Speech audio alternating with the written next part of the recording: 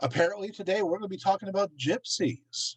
So that is generally where we're going to be going. Of course, it is an interesting question of who are what is gypsy culture? What is gypsy religion? Who are the gypsies in general? The problem is that it's very difficult. You may not know this to tabulate just how many gypsies there happens to be. Yes, there's estimations, like for example, in Europe they say maybe about 10 million. In the United States they'll say about a million. In Brazil they'll say 800,000. But they don't know. In many cases, people don't put down the fact that they're gypsy on various senses and other ways. So we don't actually know how many gypsies there happens to be out there, which makes them rather mysterious. There are also sometimes in some countries there are taboos that are associated with gypsies, which is rather unfortunate, and that is another reason why many will keep their identity private, quiet, and that's too bad too because it is very much a rich culture. But the gypsies, unfortunately, have gone through so much in the way of persecutions. And when it comes to identity of the gypsies, even though there's a multiplicity of different kinds of subcultures within the gypsy uh, uh, general statement of who they are. The problem is that uh, especially after World War II, it really did break the identity of many gypsy traditions. And so the question is, how many of these traditions continue to this day, and so how many stopped as a result of World War II? It is rather unfortunate. One interesting point is that sometimes many of the more traditional perspectives did survive in the United States because they weren't going through the systematic destruction that happened under Adolf Hitler and others of the various totalitarian regimes. But let's go ahead and go into definitions. To begin with, it's time for us to talk about labels, right? Sometimes gypsies are called Romani, right? Sometimes Rome, and sometimes gypsies. First of all, today, the people are typically called Roma, understood as a noun, while the language and culture of the Rom or the Roma is known as the Romani. With that said, often the term Romani is used as a noun for the people as well. So there is some flexibility that we have to understand.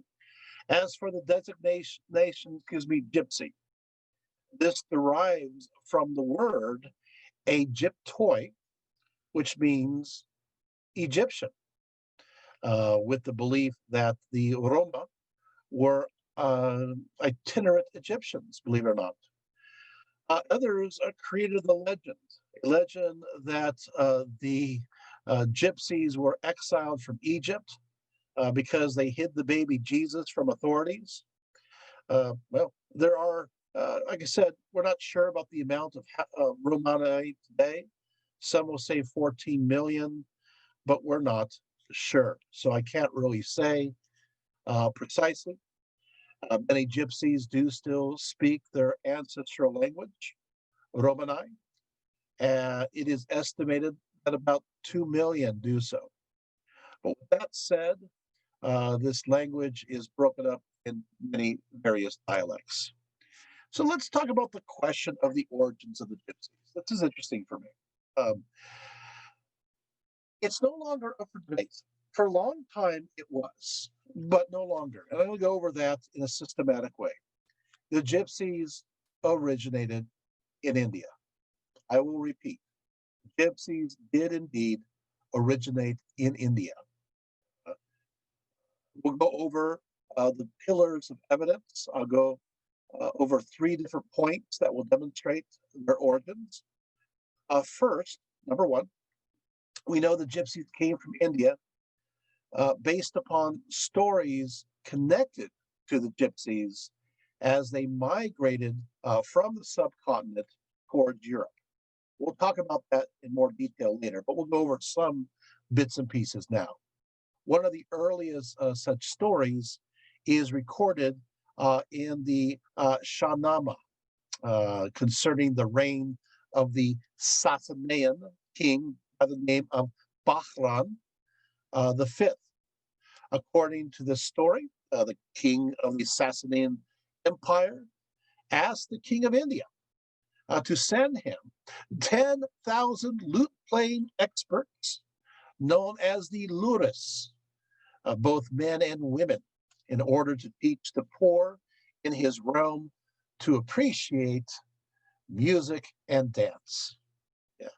As a special gift to the luris, King Bahram V gave each one an ox, also each one a donkey, and also one donkey load of wheat, so that the luris could be self-sufficient and start their farms outright.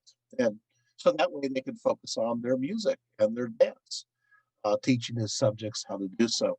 Unfortunately, according to the story, rather than use the wheat to plant and the oxen to plow their fields, they ate both of them right out. So angry at how wasteful they were, King Bahram V ordered them out of his empire, telling them to pack up their bags and go. And so they began to wander about. Obviously, there's aspects of the story that are apocryphal, but at the same time, there are aspects that are real. They were already involved in migrations. They were also very much connected to the arts of music and dance. So that is true. I doubt that they were so wasteful. But anyway, at this same time, this migratory people received a general name, that being known as the Zot, Z-O-T-T. That's the first, so we have stories. We'll tell more stories, don't worry, we'll go through their migrations, and we'll tell stories about what they left behind as they move forward towards Europe. Second, after investigating the Romani language, their very words are directly connected to both Hindi and Punjabi. And the phonology is of the Marwari area, and the language construction is from Bengal. So the language has Indian roots. Isn't that fascinating, right? So now the Romani has a sister language that's known as Domari, which is connected to the migrating people known as the Dom. As opposed to the Rome, you have another people called the Dom, and they speak a related language from the Romani. But this the second group, they migrated a little bit later afterwards. Also, I want to mention this when it comes to both the Romani and the Domari, what their numerals happen to be either Hindi or Persian, with the exception of 7, 8, and 9, which is borrowed from the Greek. So we have number one, we have stories. Then we'll tell more that start off in India. Are you guys getting this? So we have a narrative that traces the Gypsies back to India through various stories along the way. Now we have the language itself that is derived from India, and we can see how it goes, morphs and changes as it goes along the way. It's now time to go with the third pillar. It's called genetic research. We're going to go right there. And ever since 2012, it is amazing how much we have learned about the Gypsies, the Romani. It turns out that we can detect the genetic sense that the Romani left India 1,500 years ago.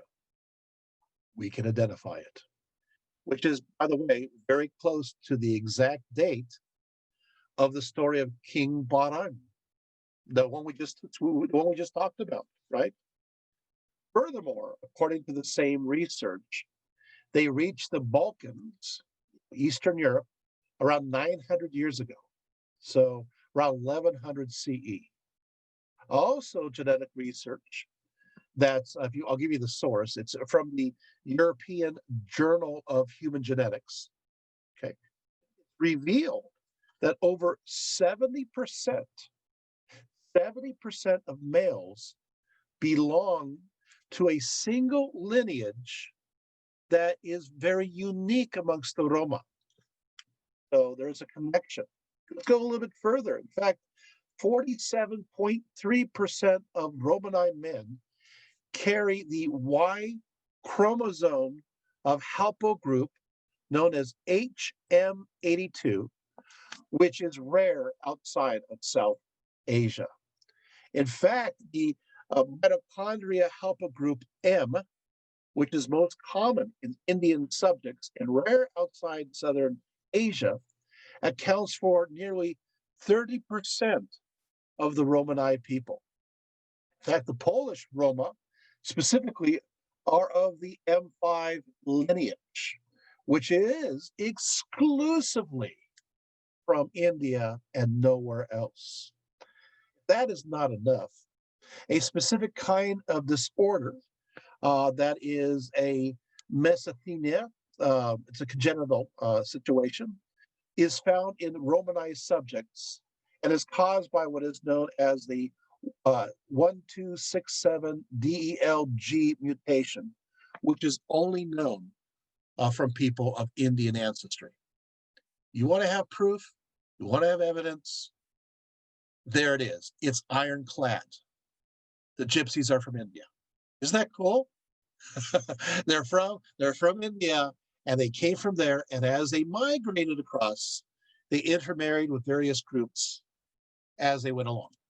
So that's why you'll have a genetic diversity. But we have to realize that, if you guys remember the old Punnett Square, remember this? Recessive dominant genes. You also have those lineages also moving through the Gypsies as well. I could even go further into the Y chromosome haplogroups, but I think we're overwhelmed as it is. So they're from there. Now, moving on. As for tracing the migration route to the Gypsies, from what can be established through linguistic, through genetic, and historical evidence, they originated from, I'll tell you exactly where they're from, Rajasthan in India. And from there, they settled into the Punjab, Sindh, and the Balkistan about 250 BCE. 250 BCE. And they were there for a long time. I don't know if many of you are familiar with Rajasthan, but if you ever have a chance, you could go ahead and just, Google pictures of people from Rajasthan, and you'll realize that many of the clothing and outfits and the colorfulness of it all, and even the jewelry resembles gypsy jewelry and gypsy outfits. Isn't that fascinating? Some of those traditions continue on. I love Rajasthan outfits. It's pretty amazing. And of course, the Rajasthani are also known for their dancing and also for their music. So it is fitting. Okay, well, we know that basically the Gypsies, or who would become known as the Gypsies, thrived in India, especially in Western India for some time. Then around between 400 to 500 CE, okay, so not 250 BCE, now it's 400 to 500 CE, they were on the move again. The question is, why? Why are they suddenly moving? Of course, we have the story of the Luris and King Bahram the Fifth. We talked about that, which fits in nicely here. It is pretty close in proximity to the same period of time. But we also know that there are some movements going on in a migratory sense. India is being upset during the 400s to 500s CE. Lots of changes are going on that are unsettling and forcing them to move, but we don't know all the details. It is still shrouded in mystery. We do know that there is another interruption that forces them to move again. And this is during the time of Mahmud of Ghazni, who reigned from 971 to 1030 CE. And so you have that. You also have so the people are kind of being tossed and turned a little bit. But what will happen is that it turns out that the gypsies, or who become the gypsies, are migrating across the Middle East between 600 to 1000 CE. But we don't know exactly where they are. But we do know that they arrive around the 1000 CE. And where they arrive, actually, they arrive a little earlier. I should say this. Start arriving around. How do I put this? Groups of them arrive first. I'll be more clear about this. The Rome are not migrating always together as one group. You have you have you have various migrations that happen over a span of 100 years. I know we want them all to be together. We picture these images of them all traveling as one. That will happen, no worry. But at this point, it's a little less systematic and gradual. You have some reaching Asia Minor, which is Turkey, around 1000. But you have earlier groups that arrived as early as the 800s. This is a problem. You'll see what happens. It would have been better for them to arrive all as one group, because if they arrived all as one massive group, we can identify them easily.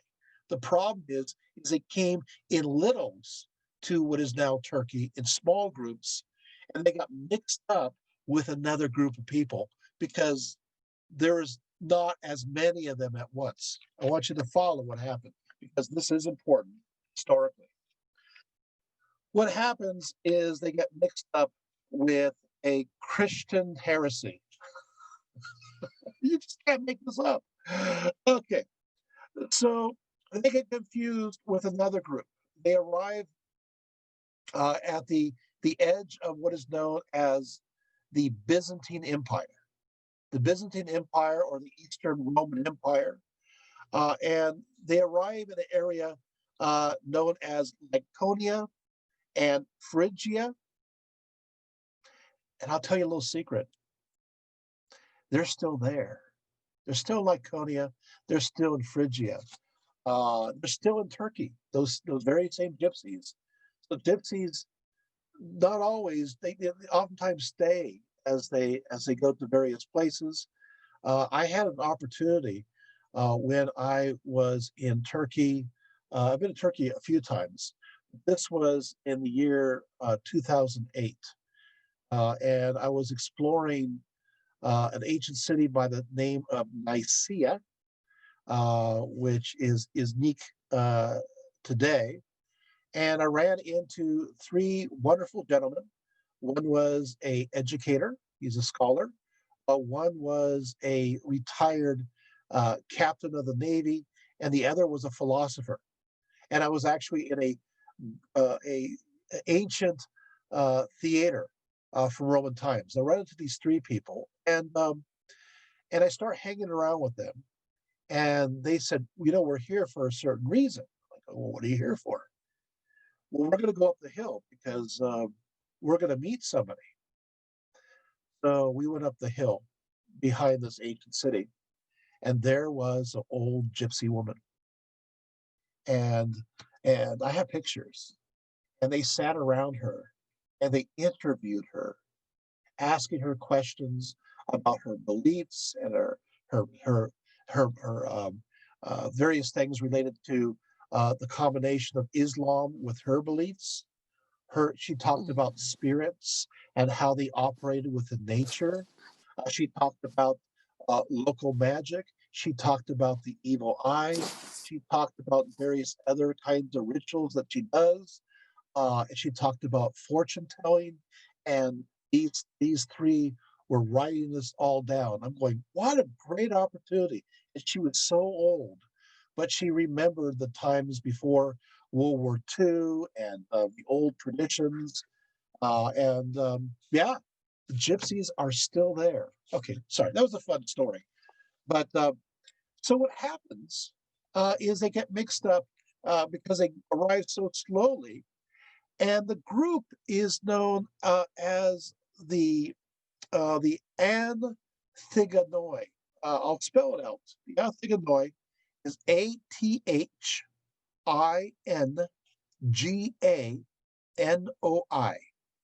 Yeah, a Thiganoi.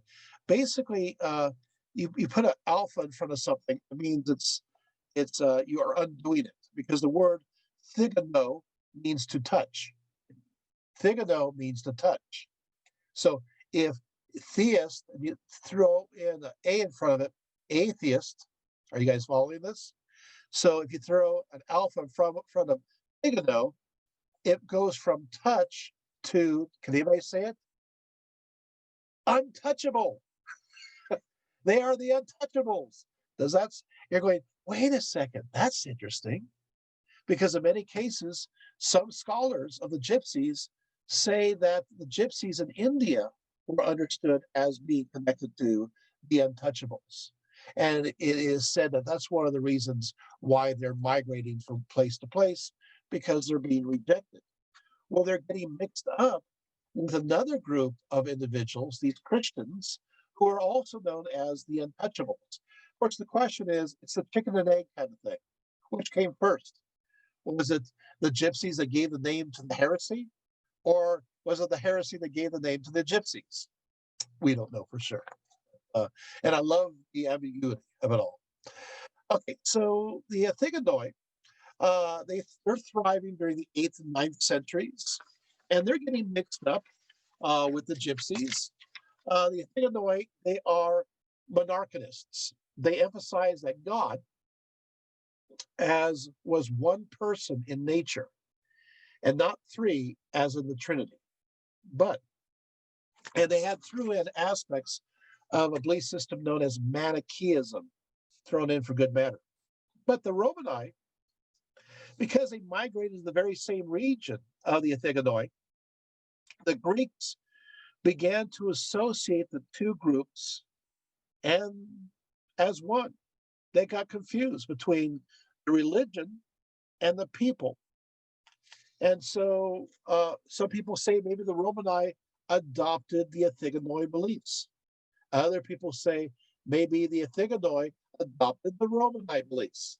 Once again, I love the ambiguity of it all. No matter what, however, the Athiganoi were famous for being practitioners of the magical art. They are considered very much involved into fortune telling and magic and reading signs and wonders. Does this sound familiar? And so the Greeks thought of them as these magical folk. So around 800 CE, a certain Saint Athanasius was said to provide food for foreigners called the Athiganoi in the area of Thrace across the Bosphorus. So it looks like this migratory group, some of them reached Europe around that time. 3 years later, in the year 803, Theophanes, the confessor, wrote to the Byzantine emperor by the name of Nestorius I that the Athiganoi helped stop a riot through, quote, their knowledge of magic. They stopped a riot. What year? 803.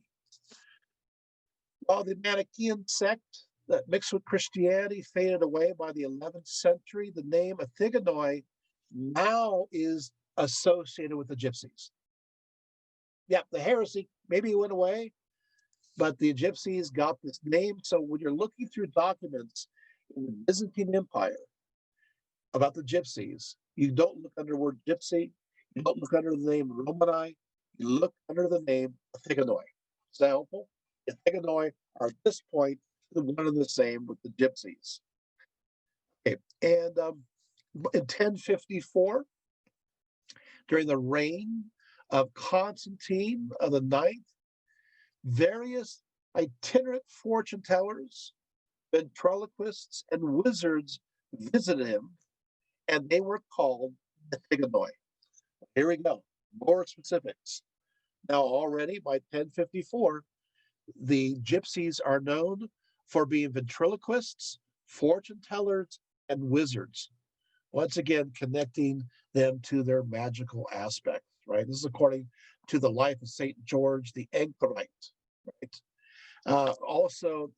We know that the Higanoi were called on by Constantine to help rid his forests of the wild animals that were killing off his livestock. Why not? So, what is important here is that the Gypsies are connected with fortune telling and magic, which they still have that reputation to this day. So, where do we first learn about that reputation? From the Byzantine sources. Remember earlier, we hear about the reputation of music and dancing from Bahrain, the fifth. But when it comes to the magical aspects, that comes about 500 years later in the Byzantine Empire. Aren't you glad you're hearing all this information? I'm kind of getting rid of all these misperceptions right away. And it's nice to have some clarity as opposed to saying, where are the Gypsies from? I don't know. Now you know exactly where they're from. Now, according to the genetic studies, Gypsies arrived in the Balkans around 1100 CE. Although there's no records of them, we know they arrived there. The first direct historical evidence for Gypsies in Europe beyond the Byzantine Empire arrives around the 14th century, 1322, if you want the exact, when a certain Simon Simonius, who's an Irish Franciscan monk, came across a group of migrants he called the descendants of Cain. It's not a very flattering description. Here, the Gypsies were hanging around the town of Heraclion, which is on the island of Crete. So they're getting a bad reputation. If you're calling them descendants of Cain, you could see that there must be, raising Cain, and not sugar cane. Stopping now. The next reference concerning the Gypsies arrived from Ludolphus of Suheim in 1350, saying that they spoke a language. It's important. Spoke a language, 1350, that's called Mandopolis. Mandopolis is the language. Why is that? What is it? Why is that important? Well, if you know the root of the word is montes. And what does that mean? It means prophet or fortune telling. So he's saying that they're speaking the language of fortune telling, and that is 1350. 10 years later, 1360, we find evidence of a fiefdom on the island of Corfu that used only Romanized serfs. And the fiefdom was called the feudum Achenorum, which is ultimately under the authority of the Republic of Venice. We know that the first recorded actual gypsy slave stems from Wallachia in the Balkans. In fact, in both Wallachia and Moldavia, gypsies were often forced to be slaves. Now, here we go.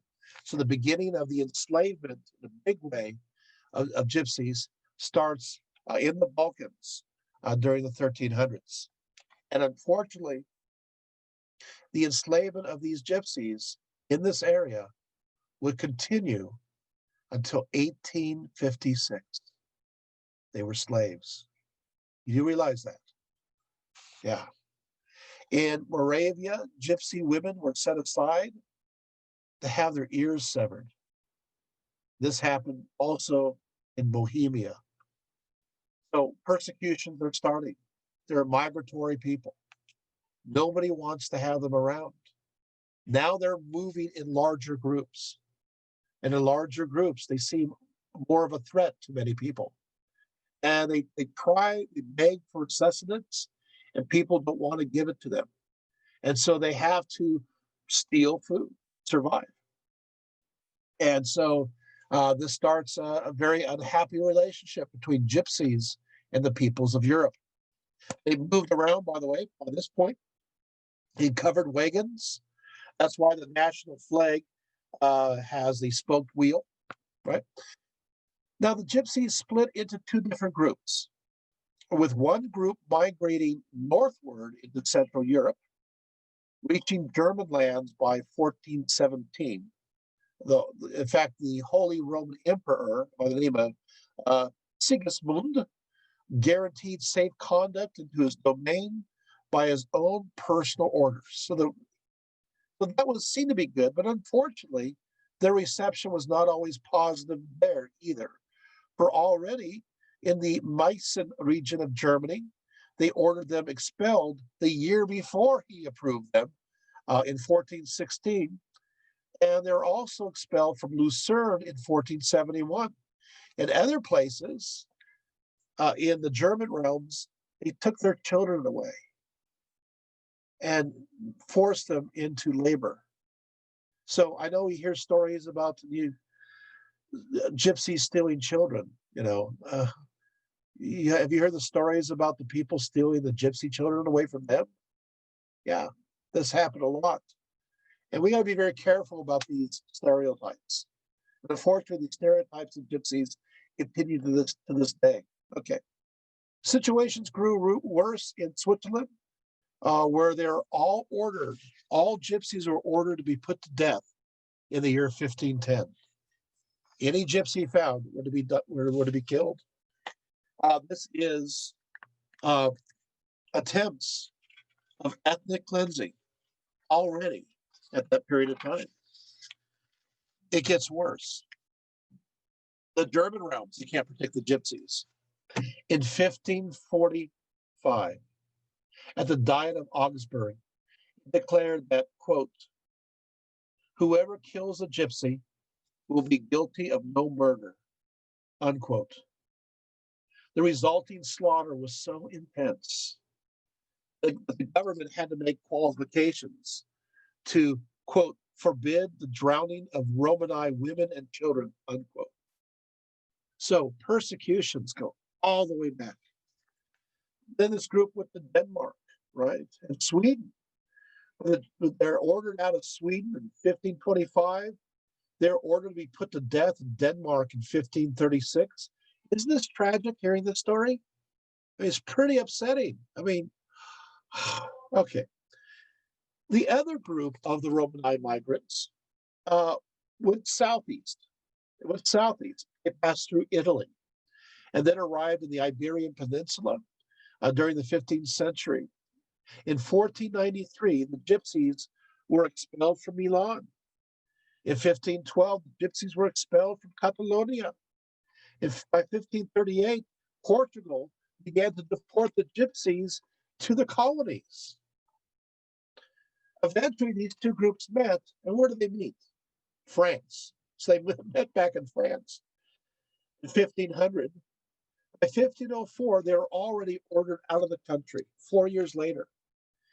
And here, gypsy women were branded with their head shaved to humiliate them.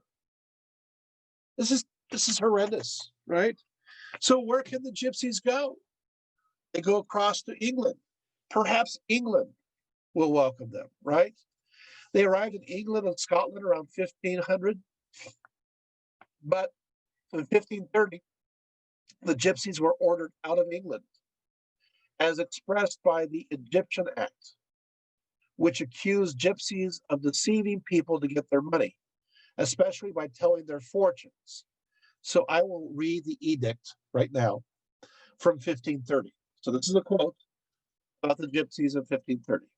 It says, stating, an outlandish people, this is quote, calling themselves Egyptians, using no craft nor feat of merchandise, who have come into this realm, gone from shire to shire, and place to place in great company. So you see already there's a problem with how many people travel together. So when they arrive, the fear is the depletion of resources, right? Whether it be agricultural or otherwise. Continue.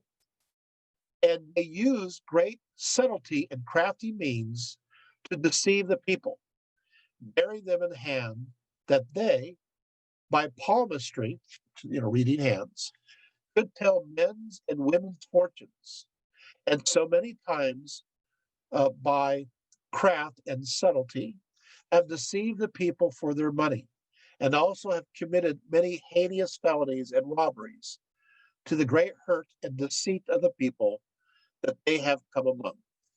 So, of course, the claim is that they're using their magic to manipulate, to trick the people, and also, of course, that they're committing these crimes. Because of these supposed crimes, all gypsies were given 16 days to leave. Quote, the Egyptians now being in this realm have been asked to depart within 16 days. From henceforth, no such person be suffered to come within this king's realm. And if they do, then they and every of them, in so doing, shall forfeit to the king of sovereign lord all their goods and titles, and then be commanded to avoid the realm within 15 days under pain of imprisonment. Well, the Egyptians, I'm doing it now. The Gypsies, they came back. They came back, and then Mary, Bloody Mary, she earns that reputation. 1553 to 1558. She decided that they had to be put to death. Another crime that goes to her feet. She claimed that the Egyptians were plying their devilish and naughty practices and devices, unquote.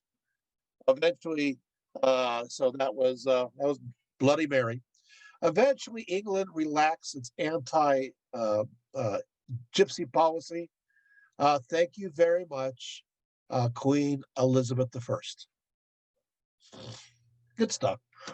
Finally, that's 1596. The Romani were given special privileges that many other migrant peoples lacked. And so that's some good news. Thank you, Elizabeth. All right. So good job. So, meanwhile, eventually France in 1683 also passed laws to protect the gypsies. Right. Well, it looks like the gypsies are not being very well treated in Western Europe. So where are they going to go? Eastern Europe. So they went towards tolerant Poland and Russia. You guys ever heard of Catherine the Great? Right? Catherine reigned from 1729 to 1796. She asserted that the gypsies were good, that we want them here, and they were to be called crowned slaves, which was one step from the simple serfs. I know it doesn't sound very good, but there was a special honor to be above the serfs. If you know the history of Russia, anything is better than being a serf. Serfs up, actually, it never is. Still, they were not allowed in parts of Moscow. And as long as the gypsies paid their taxes, they were left alone in peace. Of course, the problem is they kept moving. All right. So now you have gypsies being accepted in Poland, in Russia. That's a good thing. You got gypsies finally being recognized in England and finally in France, so they could survive, right? But then we have the rise of Adolf Hitler. This is a very sad moment. The Romani people pronounce this period of time as the Poromos in some cases. Basically, it just means the devouring. The Nazi genocide of the Romani during the Holocaust is hard to fathom. We don't know how many were killed. We really don't know. Gypsy communities were not as coherent or as Jewish communities. They sometimes defied the census. You couldn't get a count of them because they're always moving. So some have it as low as 500,000, which is ridiculous. It's not true. Some have it as high as 1.5 million. But the reality is, scholars today say it was a lot higher. The problem is we don't know how much. Um, you know what the claim was? The Nazi ideology taught that the Romani were racially inferior, along with blacks and Jews, claiming that they're non-Aryan. I had to laugh at this because the Romani are Indo-European, which is Aryan. In fact, their roots are probably more Aryan than the Germans. Okay, moving right along. So yeah, oh well, because remember the Indo-Europeans, they came from around 5,000 BC. There are the Caucasus Mountains, and one group went south, became the Hittites. One group went west, and they became, of course, the Slavic Germanic groups. Another group went east. They became the Iranian groups, and then continued on, and they're the Northern Indians. You know where the Gypsies are from, and a lot of their DNA is Indo-European, which is Aryan. So Hitler was wrong, ignorant completely of it. Okay. We know that Romani were placed into Dachau, there were the Ravensbrück, Buchwald, and others. The Nazis slaughtered so many gypsies in the protectorate of Bohemia and Moravia that the Bohemian Romani language is now extinct. In fact, uh, they killed the majority of the gypsies in the entire Baltic region, wiped out. Um, they never got to Denmark or Greece, thank goodness, but the gypsies of Croatia were wiped out by the Italian fascists. They wiped completely out. So, so when I say maybe over 1.5 million, I'm not exaggerating. They emptied it up, right?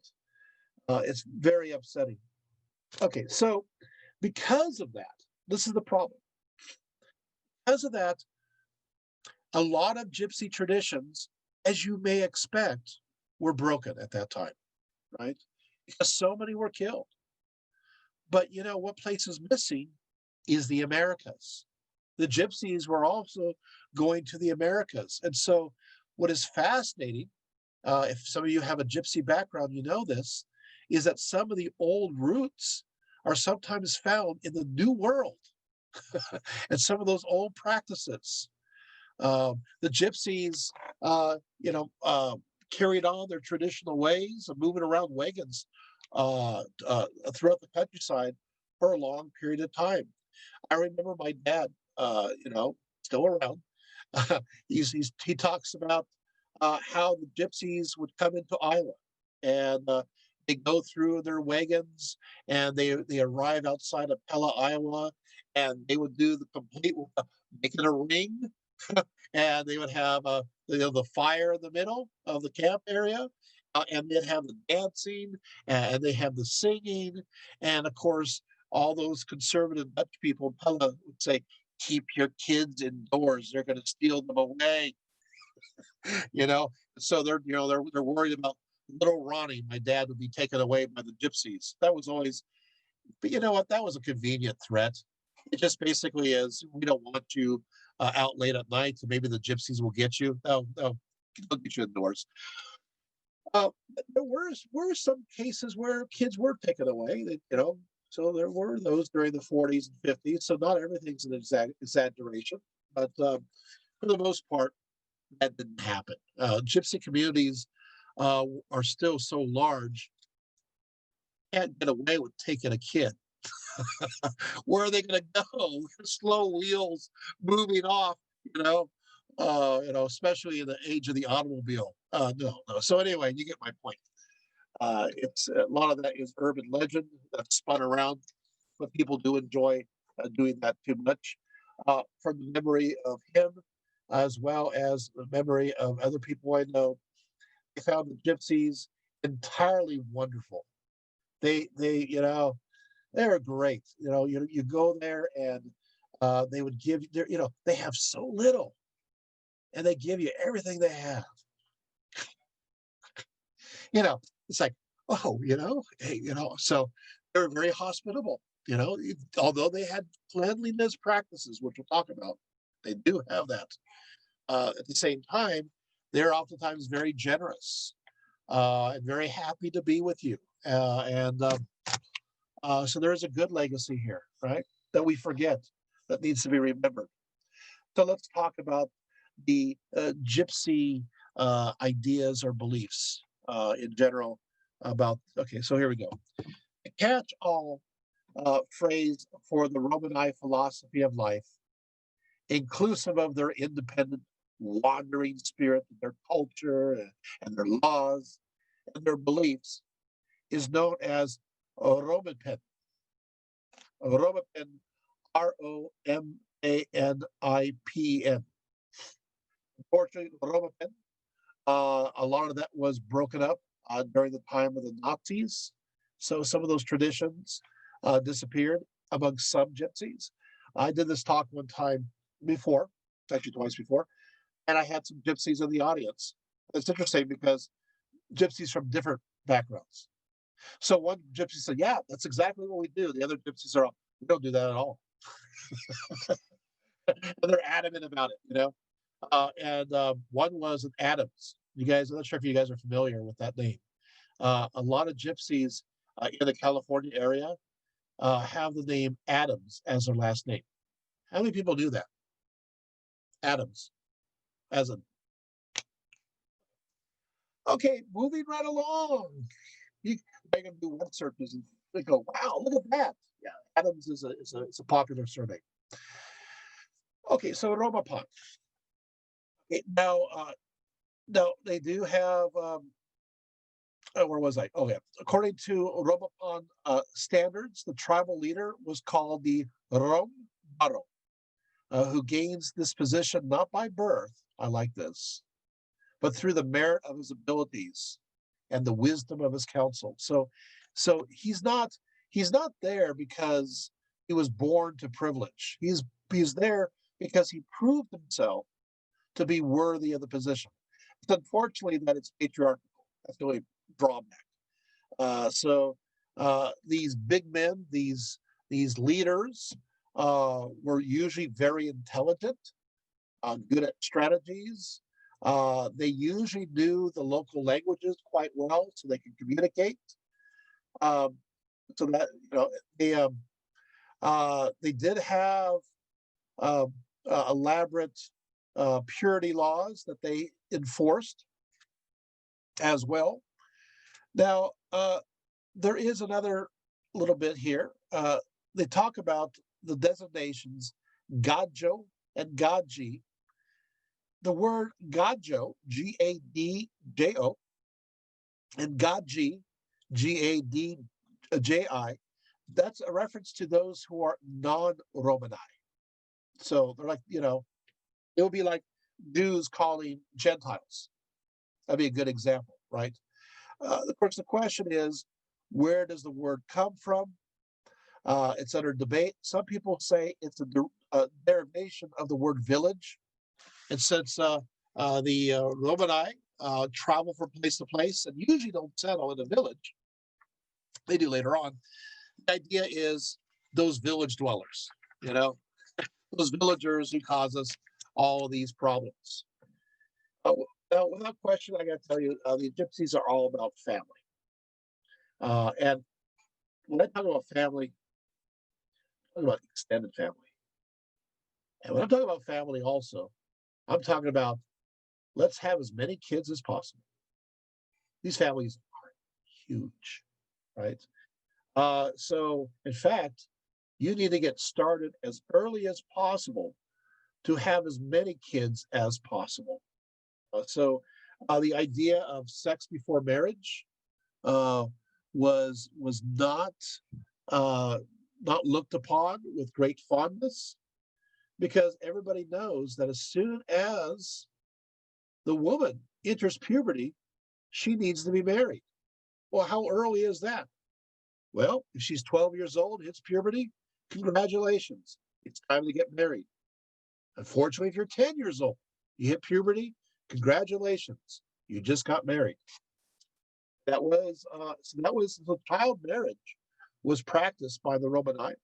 That's obviously ceased, although still today you do have early marriages amongst gypsies. You still have the early marriage idea. Now, according to Romani law, when a gypsy man wishes to marry, he has to pay, of course, obviously, a bride price to the girl's family. And I'm joking, because think about it. Wait, bride's price. It doesn't go the other way around. It does in a historical sense. Usually, it is the other way around, right? You know, but in gypsy culture, it is the groom who pays the bridal price. So there is something there. Okay, so now you're thinking, okay, so yeah, but that's kind of strange, but still patriarchy. Yeah, but things change. Let's go there right now. Following marriage, of course, the wife's duty is to please the husband as much as possible, have lots of children, and to nurture them. Yeah, in fact, the wife has to not only take care of her in-laws, but his in-laws. A lot of work, and of course, the father looks like a great paterfamilias. He's in charge of everything. He has the authority. In fact, in a Romanite family, the oldest living male in the family is in charge, whether that's a grandpa, a great uncle, a father, a brother, right? Whoever's the oldest living male is the one in charge. And at first, women don't have much power. What do you mean? First, with every child the mother has, she gains more power. The more kids she has, the more power she has, the more say she has. And if she has lots of kids, I gotta tell you, she's now in charge. So having children adds to their powerful collateral, and so as a result, they became looked upon as wise and worthy of great advice because they had so many children. They must be blessed by nature. Is this making sense? So you do have an interesting change. The Gypsies, of course, are very much into purity laws, which mirror, by the way, Hindu purity laws in many ways. Even today, these purity laws are known as Marim and Marahim, Marime. These laws, of course, apply to every aspect of life. Uh, and there's impurity everywhere. One area of impurity, unfortunately, is the genitalia region. In fact, the entire lower part of your body is considered impure. So that means that when you do your wash, you everything from the waist down is washed separately. It cannot mix with what is washed above. They don't, so they separate these two areas. So that's an interesting thing. And of course, women, unfortunately, during menstruation are considered impure. In childbirth should be done in a very careful way, but it's also understood as impurity. And so that means that they have to be isolated for so many days after having their kid, which is unfortunate. The dead, of course, are to be buried, not cremated. But when somebody dies, the entire family has to go in isolation because they're considered impure after being in close touch with those who die. Everybody stays away from them for a period of time. Okay. Impurity rules extend to animals. So, how can you tell which animals are clean or unclean? Here it is. Any animal that can lick their butts are considered unclean. Anyone that can lick their behind, they won't touch. Hey, wait a minute, that's cats. That's why gypsies don't like cats. Hey, that's dogs. Gypsies don't like dogs. Although I know gypsies who had dogs, but whatever. So what animals don't do that? Horses. Gypsies love horses. Yeah, they're very close. In fact, many gypsies were involved in the raising of horses. Right? That became a great trade because they could travel anywhere around and still raise horses through migration. So that was a great.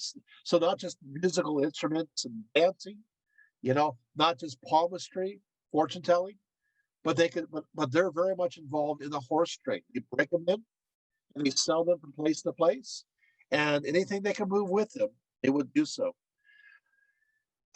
They're also, I believe, in another interesting bit is that they believe in the concept known as kuntari, Kuntari, which is the concept of universal balance, that everything has its place. For the birds, their place is the sky, right? For fish, their natural place is, well, the water. What about the chicken? It has wings but can't fly. So it's out of balance. So guess what? The gypsies say the chicken, it's bad luck. It can't decide if it's the sky or if it's the land. So they do not eat chicken eggs, oftentimes, the result. Is this fascinating? Frogs also are a problem. Frogs are either in the water or the land. So frogs and toads, because they can't make up their mind which realm they're a part of, they're considered evil and connected to black magic.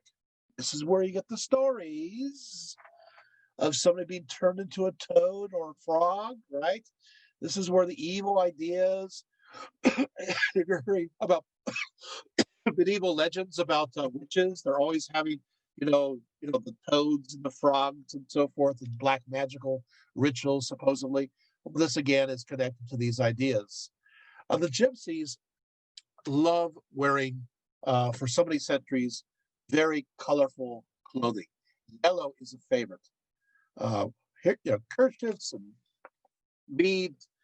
Gypsy men like yellow necklaces, very, very bright colors. But then again, you would expect that because the gypsies come out of that Rajasthani, Western Indian culture, which is very colorful.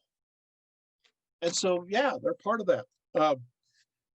Gypsies, uh, uh, they believe that their image is sacred, their souls are sacred, and they are leery of anybody snatching their souls away.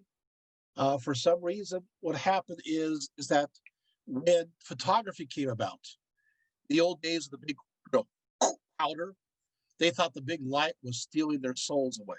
And this tradition continues on. So many gypsies believe that, you take a picture of somebody, you take their soul away. Well, anyway, the Romani were, like I said, into various trades. They're into art, dance, music, raising horses, anything that is portable. Uh, you know, they developed various kinds of dances. Flamenco was very popular, by the way. And what's one of the more portable kind of instruments? Well, the guitar, right? You could, the guitar, as opposed to a pipe organ, right? You can't go around, the pipe organ, but you can go around with a guitar. So guitar becomes a primary instrument. The zither, the harp, and the violin. Oh, the violin. In fact, uh, they are amazing at playing the violin. They can play by ear, by heart, whenever they please. They're great at improvising various things. Um, uh, they but they play with no notes. They don't read notes. They just play from the heart. It's haunting melodies that also connect with microtones. I mean, they're very much into the minor keys, and the music just kind of serpentine, moves about. Uh, and it has a leftover of lineages and ideas that go all the way back to India. So some of the same notes you can hear moving to and fro and cascading about through the violin. And, and the cool part is sometimes the violin takes the place of a person's voice. Where the voice used to go is where the violin goes. But in some cases, the voice still goes in those areas, haunting and moving about. Is this cool? You guys are learning things, right, about the gypsies? Okay. The gypsies, other things about them. Uh, let's talk about their beliefs. I'm looking at my time, although I think we're covering quite a bit of information. Yeah, so yeah, okay. Um, the Romani were, of course, followers of Hinduism at first, and or paganism as they migrated westward. And then, of course, they adopted whatever the predominant religion was in the area. Some converted to Christianity, some converted to Islam. But always there is this substructure of beliefs that resides beneath these ideas. For example, gypsies um, who are Muslim are today in Turkey, Bosnia, Herzegovina, Albania, Bulgaria, Macedonia, Kosovo, and Egypt. Gypsies in Greece are almost always Greek Orthodox. Here's the problem. In their own belief, they call God Devla, Devla, Devla. You see, Devla is derives from the Sanskrit noun diva, Devla, diva, a god. But because it's an Indo-European root, you know, Caucasian root, you know, Aryan root, it also connects to words Dios or God or divinus, right? Deity, right? So, but here's the problem. They will say, who do you worship? And the gypsy will say, we worship Devla. And you know what the Europeans will say? You worship the devil? And there you have a problem. Language. So the gypsies are the ones who worship the devil. Of course, if you ask the gypsy who the devil is, they'll say it's Bing. Beng. Bing is the devil for them. But unfortunately, the words are too close, especially in England. They force these gypsies to come forward and then ask them, who do you worship? They say the devil, and they would kill them based upon that for a while. Not even take, maybe people need to do their research more often. I'm just saying, you know. But anyway, so Bing is the word for devil. It is applied to a solitary figure, much like Satan. But they also have other malevolent demons that are also known as Bings. So you have the devil, but you have also devils, right? And there is this war between the two.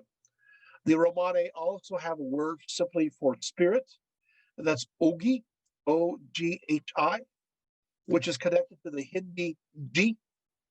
You can see that. And so then they also have various spirits of nature. Well, let's talk about a few. Why not? Let's go there. Okay, so remember, they're still practicing Christianity or Islam, whatever it is, but they have as a substructure this other spirituality that they also believe. And I do know that for a fact in many cases. That was one thing I learned from the interview with a gypsy woman on top of the hill overlooking ancient Nicaea, is that she is a practicing Muslim and she knew all the spirits and she believed in the spirits and she called upon the spirits and they occupied the various regions. For her, they occupied three different regions. They occupied the air, they occupied the water, and they occupied the land and the underworld. The three areas. And that was, I learned that in 2008, just sitting before this woman. This is fascinating. And this is true for many. Although I'm going to say this very quickly, there are gypsies who don't believe this at all. It just depends on what the gypsy and how traditional they are and how much World War II got in the way of these traditions, which it did get in the way. So let's talk about a few. You have first the aerial spirits, Zachim, Vile, right? These are spirits of the air, just like in Scripture, the Bible. They're spirits of the air are evil for the gypsies. They're mischievous. They're like I don't know, like Robin Goodfellow. They bewilder and frighten one to madness. You don't want to be haunted by a air spirit. I do have a story from the South Slovenians, which of course I'm going to tell you anyway, whether you want to or not. The story goes as follows. One time there was a shepherd by the name of Stanko. I probably end with that name. I'd never name a kid Stanko. Anyway, who was very great at playing the flute. So he became so absorbed in his music that when he heard the Ave Maria bell ring, he decided that instead of praying the Ave Maria to the bell, he decided to do something taboo and play the Ave Maria with the flute. This is a gypsy story, obviously. As he ended his song, he saw a vila, an air spirit, and from that hour on, she never left him. Yeah, we eat dinner. She was there by his bed, work or play. There she is, and these unearthly eyes were always looking at him. He was under her spell. He could never be left alone. Various people try to get the spirit away from him, and you know what that did? It just simply made her mad. She became angry, and eventually she said, "I want you to wander away with me." He said, "No," and of course, they found him drowned in the ditch. So you don't tell an aerial spirit no. Okay, so that's the aerial spirits. You have also the water sprites, the Providine Vele, right? Also known as the Nivashi, Nivashi, Nivashi. These are water spirits. Now, these are kind of strange. They're good and friendly as long as you meet the water spirit on land. But if you're swimming in a lake or a river, they're going to drown you. So their own element, they're not good. So they're kind of caught between good and evil. While the air spirits are evil, the water spirits are evil, good, on land, good, in the water, evil. And then, of course, you're thinking, well, wait, who are the good spirits? You'll find this surprising. It is the earth spirits that are the good spirits. The Pozembe Vile, also known as the Puvushi, Puvushi. These are the ones that are connected to the earth. Now,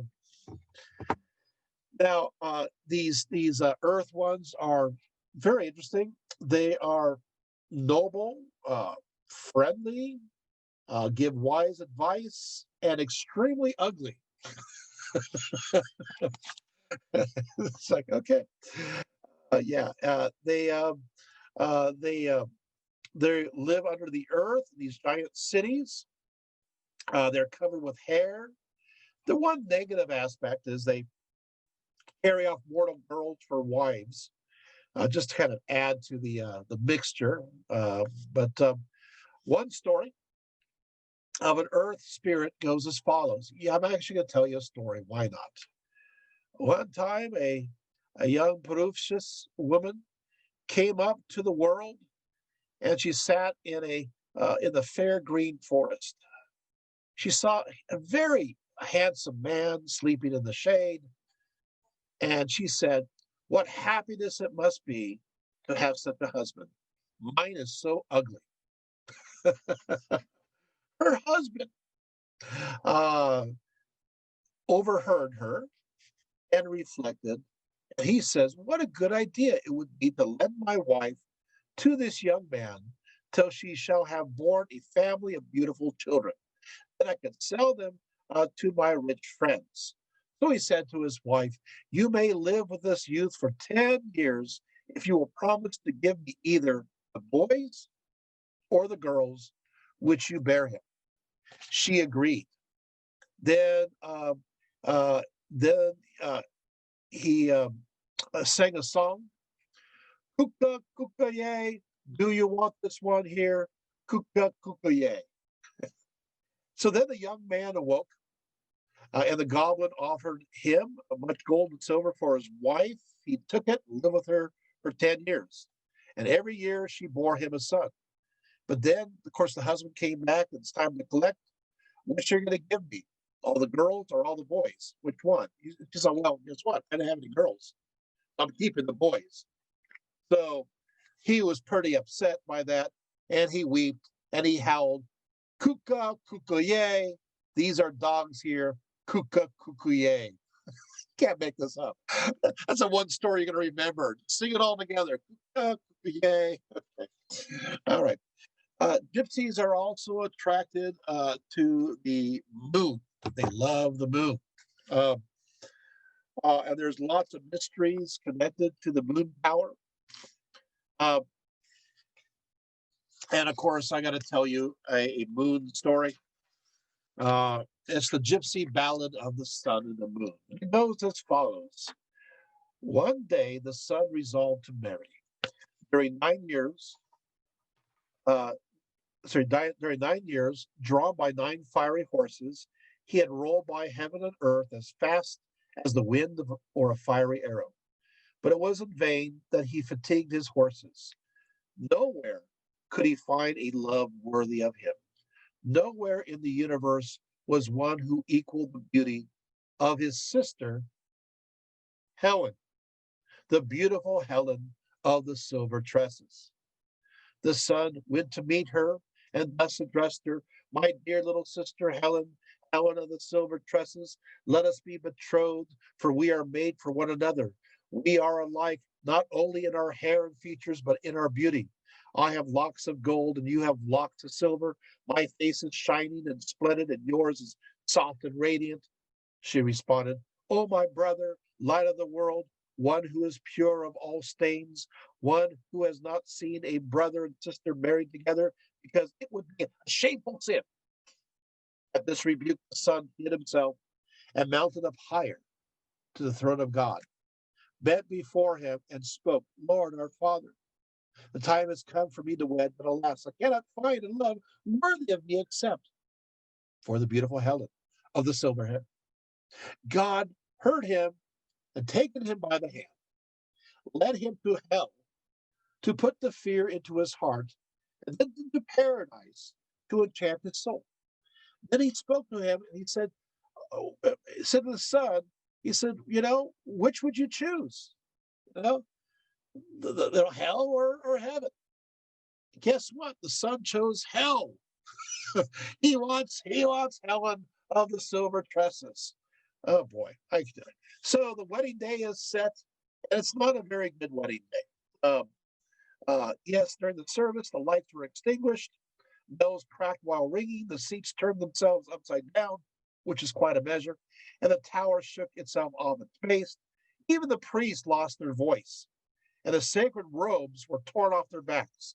This is a good sign that maybe brothers and sisters probably should not be married.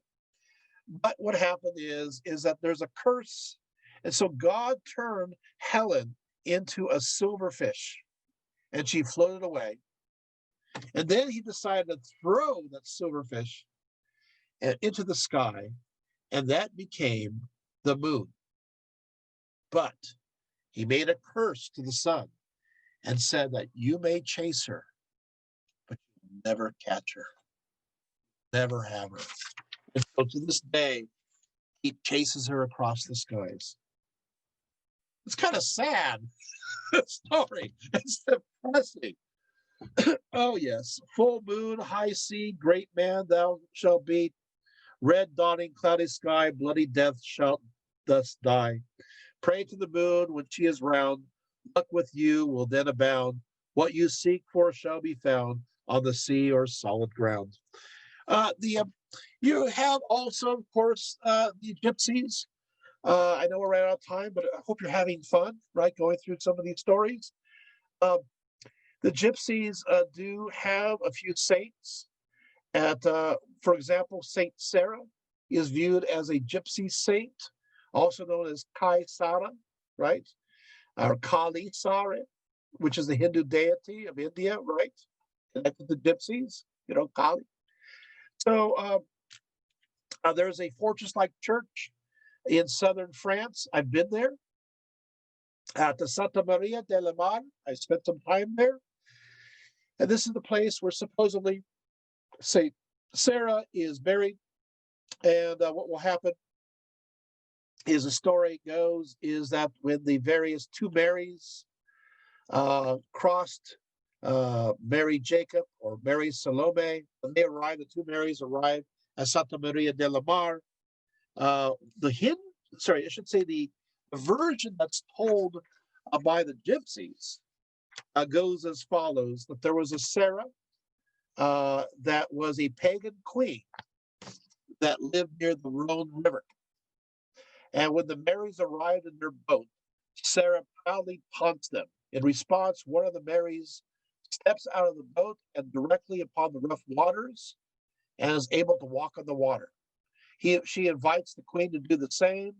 Not to be outdone, Sarah attempts to do so, but nearly drowns. When the other Mary rescues her, Sarah is humbled, admits defeat, and converts to Christianity. In this form, she is the patron saint of the Gypsies, and to this very day, they make pilgrimages there to that place. Other things, I know, again, I'm kind of looking through, because again, we're running out of time.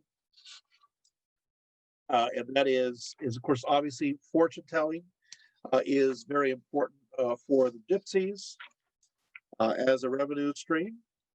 I do have here tons of Gypsy magic. I want to give you a little bit, just a few here. Okay, here it is. Okay. Right. I want to mention that if you are a gypsy, if you have 7 daughters in a row, the 7th daughter is considered magical and powerful and is able to be a great seer. Isn't that interesting? And she has another ability, and that is that when somebody in the household who's a female dies, she puts a bowl of water at their feet. And when they die, their soul goes into the water, and she's able to drink the water, and their intelligence and their ideas and their wisdom is absorbed into her. So these are special magical women. Once again, it's the 7th one of 7 women in a row, and considered to have, again, magical powers. For the magical man, it's the 9th one that is born in a row. So they're considered, but it is a big deal to marry one of these. They are able to they're able to do so much, but the problem is there's still a little bit of a curse against them. So what they do is when they see that death is about to happen, get this, they start growing their fingernails really long and their toenails really long, so that when they die and they go to hell, they're able to climb out of hell because they have claws and go into heaven. Yeah. Hey, so you gotta worry, death is approaching. You went, looks like you're growing out your nails. That's a lot. Those are really long. So watch out that. There are other little things that happen too. For example, what about when it comes to evil eye? If gypsies are known, they believe that power moves through the eye. So never look at gypsy as they're giving the evil eye directly, because their spirit can go into you, and you're in big trouble at that point. So you are cursed if they don't like you. So what you want to do is, if you feel yourself cursed with the evil eye, a remedy for the evil eye is a jar must be first filled with water from a stream. It must be taken with, not against the current that it runs. And then in it are placed 7 coals, 7 handfuls of meal, and 7 cloves of garlic, all of which is put on the fire. When the water begins to boil, it is stirred with a 3-forked twig, while the wise woman repeats as follows: Evil eyes, look on thee, may thee here extinguished be. And then 7 ravens, pluck out the evil eyes. Evil eyes, look on thee, may they soon extinguished be. Much dust in the eyes, thence may they become blind. Evil eyes, now look on thee, may they soon extinguished be. May they burn in the fire of God. Okay, didn't really rhyme there at the end. There you have it. Also, I think you're supposed to do is you take all of your clothes and you burn it. When you got the evil eye, you get rid of it. Um, if you feel like there is a curse on you, a death curse, what you want to do is uh, for the funerary table. There's a funerary cover that you put to your face, and you recite a certain word, and it takes that death curse off of you.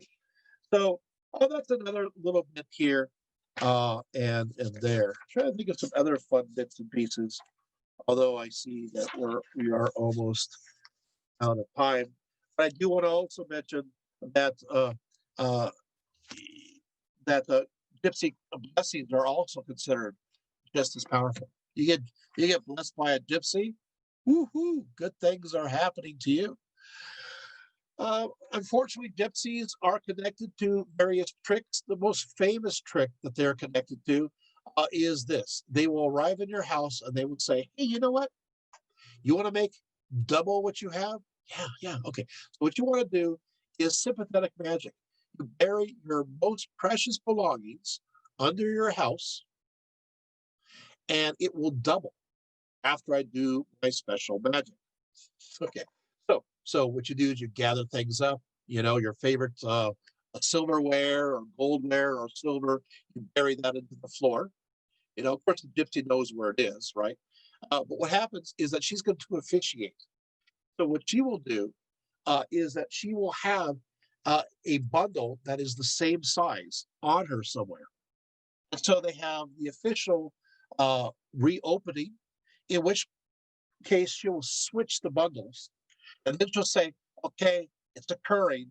Wait 3 weeks and dig it up, and you'll have double the amount. Of course, by that point, she's 3 weeks away. Wait a minute. There's nothing in here. It's a trick. Yeah, but still, at the same time, we got to be careful with these stereotypes, because there are just as many wonderful legends about the gypsies. Uh, I'm going to give just a few more little bits here. If a maid not only wishes to see her future husband, but also to know the fate that awaits her marriage, she goes to a crossroads by night, sits down on the ground, and imagines a bowl of fried fish and a cup of brandy before her. With this visualization, the image of her future husband will appear. If she is seen reaching for the fish, the marriage will be happy. If she is seen reaching for the cup, the maid will have much to suffer in marriage. If she does not reach for either the fish uh, or the cup, either she or the husband will die within the first year of marriage. So you got to be careful. But they do have lots of magic that occurs at the crossroads. It's considered a magical place. And by the way, that goes all the way back into ancient times. All right. But the long and the short of it is that Gypsy traditions and ideas and beliefs are as diverse as the Gypsies themselves. The reality is that so much that we know about Gypsies are based upon stereotypes of those who do not truly fully understand the inner mysteries. Now, the relationship goes both ways. See, while many people are trying to understand the Gypsies, many Gypsies are trying to make sure that you don't understand them, right? They want to keep what they have special. They want to be private. They think they do have something, but they don't want to share everything with the world in that sense. In fact, going all the way back to the Byzantine period, it is just their mysteriousness that creates their allure, that also helps them market themselves, right? This is a part of who they are by nature. They wish to be magical and mysterious. They are those souls that wander across the earth, but with them they have, a dance in their feet, a song in their heart, and they are the ones who believe so strongly in their sense of independence that nothing is going to weigh them down, nothing's going to hold them back. For them, that's true freedom, and that's what a gypsy is all about. Thank you. There we go. There we go. Was that fun? I'll take a picture of everybody that's here still. So, and I get to do the group shot, gypsies.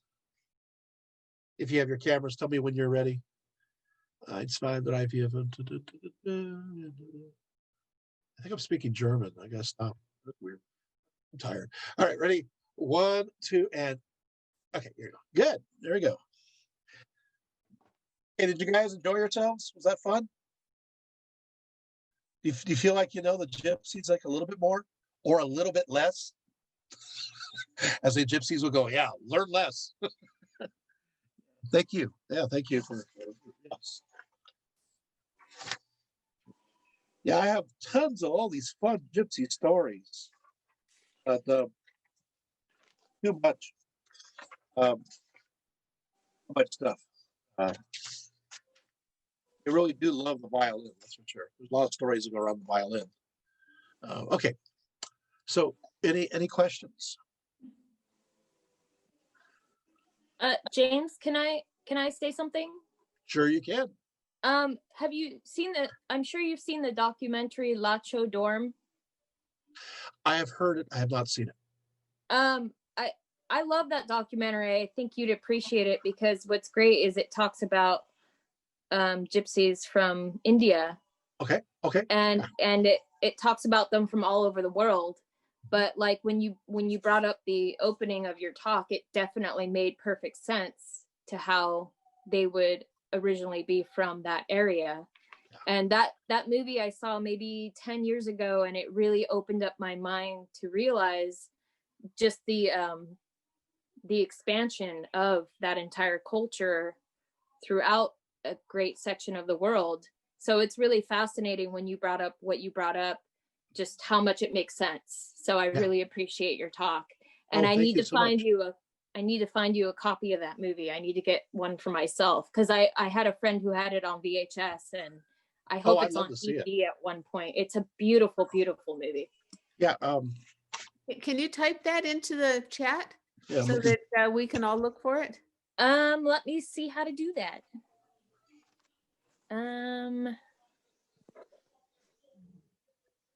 I have a chat icon on the bottom of the screen. If you just like kind of scroll around, it might pop up. Let me see. Oh, here we go.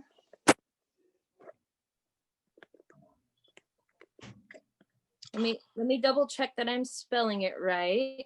It's a really beautiful documentary on gypsies from all over the world. It even goes into South America with the Argentinians.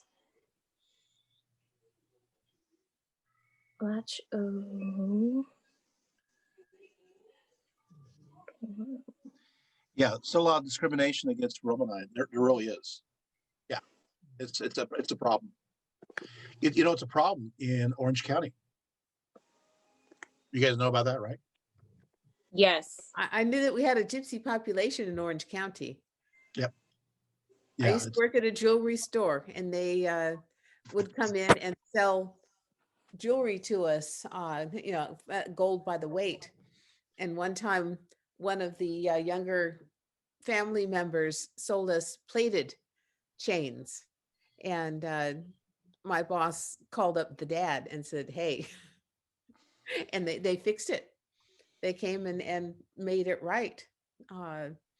So they're, whatever tradition they have about being able to, apparently you can cheat other people, but you can't cheat your friends or something like that, was how it was explained to me. And since Ray was a friend, they shouldn't have sold him the plated chains. yeah. And gypsy children, they're oftentimes sent begging to businesses that are on, used to tell you the streets, on let's see, Acacia Boulevard, on State College, and those business areas. Mhm. They go to those places. They're oftentimes around a place called Plastic Color. I never heard of these places. But yeah, they go up and down and they beg the children. And of course, what are you going to do? So they'll give them food and so forth. But so Fullerton, quite a bit. But the problem is, and it is a problem, is that prejudice also keeps so many unemployed. Mm. So it does work the other way. I mean, how are they going to feed themselves? So it's because we are not embracing that we run into these kinds of situations. You know, you don't have a culture of cheating. It's not that at all. It's a culture of trying to survive. What would you do if you were in that same situation? You'd do anything to fill your belly, right? To have sustenance. But the problem is we're not compassionate enough. We're not kind enough, and that's too bad. It's really a black eye on us as a society that there's still a problem. So, and wow, World War II, what happened to them? Did not ask for this, right? Mhm. So, but gypsies are also known for to be very generous, very generous and open as well. Serious about their beliefs. They're very mysterious. That's always the point. But that's again probably because they were persecuted so often for their beliefs, going all the way back. You know, they were connected with heresy, as you saw, or other kinds of beliefs going back to the Byzantine period. So, that's not easy. They're associated with magic going back 1,000 years, and magic has a very mixed view within the world cultures, right? Especially in the West. That means if you're a gypsy, you're a witch, right? So a lot of the witchcraft trials involved gypsies. For after all, they worship Devla. It's just so pathetic. You just can't make this up. Yeah. Oh, I think I appear to be pontificating again. Yes. Yeah. Thank you so much for being here, Shelley. Wonderful. Any other questions? Yeah. But I go ahead. Is there any other books you could recommend? So I got this material, believe it or not, from articles, and I don't Okay. know, and I don't, but they're all scattered. I wish I imagine it would be scattered considering the mystery. No, it's too scattered. Yeah, it does. It's a little bit. In fact, I have a whole section where I found tons of gypsy stories from gypsies. I have about 15 pages of that, which I didn't read any of those stories, but just I have them anyway. But yeah, there's so much. But the problem is that systematic research it can be done. and it is done. But I didn't run into anything that was terribly useful, you know. And of course, online you don't have very good information either. So just kind of like No, you can't ever trust. so you got to knit these things together. So there was an article, and I think I mentioned the article where they got the DNA evidence. That was I did mention the journal. I think I Yes. mentioned that. Yeah. So I mean, yeah. So you're going to have and that was important. But I wish, you know, if you do find something, send it to me.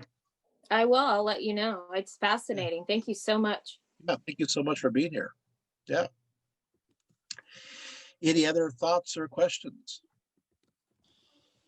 I believe I found Lacho Drum on YouTube. Yes, it Available is on free? there in pieces. Oh, in pieces. Okay. This one is an hour and Oh, maybe the whole 8 thing minutes. now. Yeah, an hour and 38 minutes. So Oh, watch it. like it might just be available for free on YouTube. Well, that'd be Thank great. you. Yeah. Oh, you're welcome. My pleasure. Oh, watch it now. It's Awesome. beautiful. Yeah. Yeah, and hoping that we gain some empathy for the gypsies too, in the mix. Like I said, I had to give the good and not as good because I have to make sure it's a balanced perspective because you do have certain stereotypes, and in many cases, desperate people do desperate things when they can't eat. So, you know, it either How I about have those instances where the children were stolen by the gypsies? Could those have been just runaways who like went to go live with the gypsies? there are stories. There are stories of people of kids, not kids. They're like they're early teens who just wish to join the gypsies. Think about it. You got these pretty women, you got the dancing, you got the guitar, you got the wandering. Yeah, so it's like, hey, and then when they're captured, it's like, no, no, they forced me. Yeah, yeah. But the thing is, as I said before, you can't really kidnap anybody because there's nowhere you can go. Uh-huh. Those wagons don't go that fast. It's like they're not going to be running away very far. The gypsies took our kids. Well, they're still about 10 miles down the road. If you don't notice, the kid missing, by the time they're a few like 100 miles away, you shouldn't be their parent anyway. Lose a kid. Yeah, so taking babies. I mean, come on. Did it happen in the past? Yes, it did happen in the past, but not so much in the modern time. Yeah, had happened in Eastern Europe and a few other places where there's what's happening. There's war going on. There's confusion, and then and there's villages that are burned and destroyed, and the gypsies will move through. And in some cases, they will take kids. But I will add this: they will also save the kids. Right? So they'll rescue the kids. They don't have parents anymore. They're killed. Also, the gypsies, keep on going, the gypsies were the experts at vampires. They're the ones that knew how to take care of a vampire. So if you are in Eastern Europe, in Wallachia, and Bulgaria, and Transylvania, serious, I have all the sources here. They do believe in vampires. And it was like, okay, this is a vampire. What are we going to do? Call the gypsy in, and he's going to go and dig the guy up. If he looks like he's, a little bit juicy, and there's blood coming out of his eyes, but he still is preserved, the gypsy, he'll make sure it's taken care of. He'll cut off his head, and he'll drive a stake all the way down. Keep him there. So that call it the local gypsy, because a lot of people don't want to do it. But gypsy, they move from place to place, so that stigma doesn't get attached to it. Nobody wants to drive a stake through Uncle Ernie, right? I never thought about it that way. Right? But you ask, I don't think there's any Ernies in Bulgaria, but but you ask the gypsy, they'll do it, especially at the right price, and they'll do a little jig. They'll say a few magical words. that work with it, probably made up on the spot. But hey, it works. Yeah. So vampire lore, gypsies. There's a connection. Yeah. Yeah, also the gypsies will artificially make the vampire lore. There'll be a problem with it must be a vampire. So we can take care of that at the right price. The right price. Make a deal. Make a deal. We'll take care of it. That's Eastern Europe. I hope. Any other questions? No. All right. Okay. All right. Well, thank you so much for being here. I hope this was fun. Thank you. It was wonderful. We're doing both. We're doing Hildegard of Bingen next time, which will be extremely interesting. December So, 23. yep. So right before Christmas, you'll hear about Hildegard, her beliefs, her perspectives, her ideas. It's not who you think she is. She's very much into nature veneration and into various ideas that you may call magical. And we're going to go there. We're actually going to go into some of her writings that will throw you off because she's considered a good Catholic saint who told popes what to do. They listened. And yet at the same time, her belief system, extremely revolutionary and very controversial. The reason why she was okay is because she lived during the time, the 1100s, where women were doing better, actually, in the Middle Ages. But as soon as the 1300s arrive, everything is a mess. Black Plague, 100-Year War, people dying all over the place, and then women lose power. They become scapegoats, and so mystics like Hildegard then suddenly became witches in the mindset of the people. So Hildegard, what she does will be considered witchcraft 250 years later. And yet during her time, she was beloved. Everybody thought she's great. And she had a lot of power. What we learned from this is that really our current era, the era that we live in, the context really does determine how we look at individuals. They can be doing the same phenomenology, but it'll be interpreted differently based upon the context. Does that make sense? Mhm. Yeah. So it says a lot. We'll go into our moon magic too.